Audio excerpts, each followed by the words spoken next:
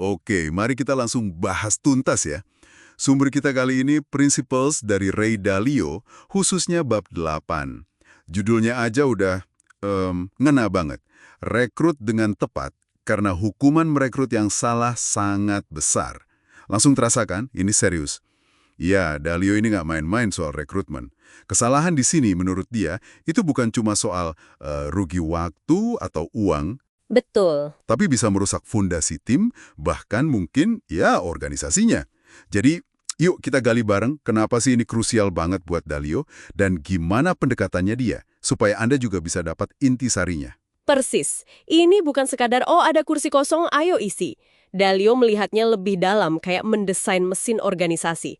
Dia bilang di prinsip kerja ketujuh, siapa yang Anda rekrut, itu seringkali jauh lebih penting daripada apa tugasnya. Oh, menarik itu. Jadi, siapa dulu baru apa? Iya, ingat kan contoh eksekutif yang sibuk bikin rencana hebat, tapi lupa mikirin siapa penerusnya? Nah, itu dia, fokusnya keliru. Menentukan siapa, ini langkah awal yang dampaknya kemana-mana. Apalagi, yaitu tadi, hukumannya berat kalau salah pilih. Nah, kalau risikonya sebesar itu, gimana dong cara Dalio merekrut dengan tepat? Di prinsip 8.1, dia bilang soal mencocokkan orang dengan desain peran. Tapi, yang unik nih, urutannya dia balik. Dia bilang, utamakan nilai atau values, baru kemampuan atau abilities, terakhir baru keterampilan atau skills. Ini kan kedengarannya idealis ya. Praktis nggak sih sebenarnya? Nah, itu dia pertanyaannya. Dalio justru bilang ini sangat praktis. Kenapa? Karena nilai itu paling susah diubah. Keterampilan bisa dilatih, kemampuan bisa diasah. Tapi kalau nilainya udah nggak sejalan dari awal, itu susah buat jangka panjang. Oke. Masuk akal juga ya? Makanya dia tekenin banget prosesnya harus sistematis, harus ilmiah. Pakai assessment, oke, kayak Myers-Briggs yang pernah dia pakai. Tapi jangan cuma itu, perlu ada klik gitu. Klik maksudnya? Ya rasa cocok yang mungkin agak intuitif, tapi tetap harus didukung data gitu. Dia juga cari orang yang berkilau, sparkle istilahnya, punya potensi lebih. Dan ini penting, dia tegas banget menolak rekrutmen cuma karena koneksi atau kenalan. Oke, jadi nggak cukup lihat CV bagus atau pengalaman mentereng aja ya. Harus digali lebih dalam lagi. Tapi kalau kita terlalu fokus cari klik atau orang yang nilainya mirip, bukannya nanti timnya jadi seragam semua. Gimana soal keragaman? Nah, itu resiko yang Dalio sadari betul. Prinsip 82 itu ngingatin kita kalau orang itu beda-beda dan justru cara berpikir yang beda itu bisa jadi kekuatan. Tergantung perannya butuh apa. Dia bahas tuh tipe-tipe kayak perencana lawan penerima. Kuncinya, kita harus sadar sama bias kita sendiri. Kita kan cenderung suka sama orang yang mirip kita ya.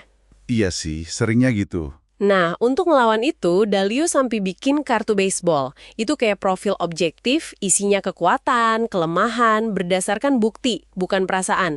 Ini bantu banget buat memastikan kita dapat keragaman pemikiran yang dibutuhkan tim, bukan cuma kumpul orang yang sama semua. Oke, kartu baseball. Kedengarannya menarik. Jadi ada asesmen, ada intuisi yang didukung data, ada kesadaran soal bias. Terus gimana dengan rekam jejak atau pengalaman kerja? Masih penting nggak? Oh jelas, masih krusial. Itu di prinsip 8.4. Dalio menekankan banget pentingnya cek referensi yang mendalam. Mendalam gimana tuh? Bukan cuma tanya ke atasan, tapi juga ke rekan kerja, bahkan mungkin ke bawahan kalau ada. Cari bukti nyata. Tapi, nah ini ada tapinya, jangan langsung anggap kalau dia sukses di tempat lama, pasti sukses juga di tempat Anda. Oh iya, konteksnya beda. Betul, kita perlu visualisasikan bagaimana sih cara kerja orang ini nanti kalau di tim kita. Gayanya cocok nggak? Cara dia capai sukses di sana bisa nggak diterapkan di sini? Wah, ini dalam nih. Jadi bukan cuma apa hasilnya, tapi bagaimana cara dia meraih hasil itu. Tepat sekali. Dan ini nyambung ke poin super penting di prinsip 8.4F, karakter dan kapabilitas. Dua-duanya harus ada. Orang pintar mampu, tapi karakternya nggak jujur atau egois misalnya, itu bisa jadi racun. Setuju. Dalio lihat banyak organisasi terlalu fokus ke kapabilitas. Silau sama kemampuan. Terus karakter dinomor duakan. Padahal itu bisa merusak hubungan dan budaya jangka panjang. Ingat lagi hukuman kalau salah rekrut itu besar. Jadi abai sama karakter itu risikonya tinggi banget. Oke, jadi jelas ya. Prosesnya emang harus teliti banget, penuh prinsip. Nah, terus apa artinya ini buat Anda yang dengerin? Mungkin Anda nggak lagi rekrut buat perusahaan raksasa. Tapi prinsip milih siapa ini kan berlaku di mana aja. Betul. Milih partner bisnis, milih anggota tim buat proyek kuliah atau komunitas, bahkan milih teman dekat.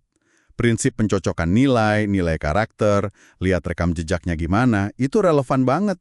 Siapa yang Anda pilih bareng Anda, itu bakal sangat menentuin hasilnya nanti.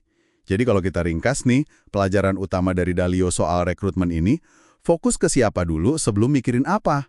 Lakukan prosesnya secara sistematis, pegang teguh prinsip, dan jangan pernah anggap enteng dampaknya kalau salah pilih orang. Ingat, hukumannya bisa mahal. Iya. Dan ini mungkin ninggalin satu pertanyaan menarik ya buat Anda renungkan. Di luar semua metode Dalio tadi, asesmen, cek referensi, kartu baseball, itu gimana caranya kita bisa ngembangin intuisi atau kepekaan kita buat benar-benar ngebaca karakter asli seseorang. Potensi terdalamnya yang mungkin nggak kelihatan di CV atau pas wawancara formal.